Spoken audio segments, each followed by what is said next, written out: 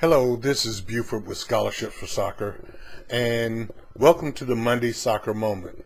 Now, sometimes these will be serious, sometimes this will be silly. It's just a regular feature. I want to start with soccer tips to get your Monday morning started. So to ease into our first one, we're going to do something a little silly. I'm sure you're familiar with Jeff Foxworthy. He's a comedian who had that famous bit, "If you do this, you might be a redneck." Well, the Monday Soccer Moment today is going to be, if you do this, you might be a soccer parent. So here goes. If you wear eye black to your kids' games, you might be a soccer parent.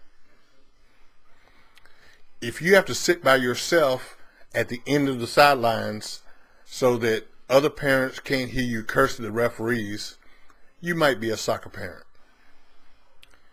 If your vehicle smells like a locker room, you may be a soccer parent. If you've ever thought of choking a kid because they fouled your kid, you might be a soccer parent.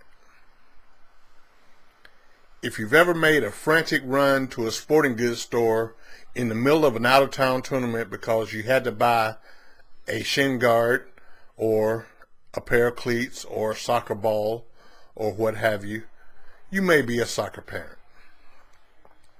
If you've shown up an hour early or an hour late for practice because you forgot to check your email before you left, you might be a soccer parent.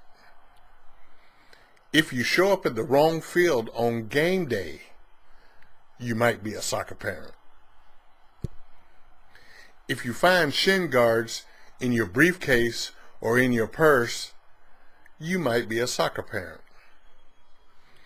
If your kid has ever changed clothes in a disgusting public bathroom or maybe even a porta potty to get into their soccer uniform, you might be a soccer parent.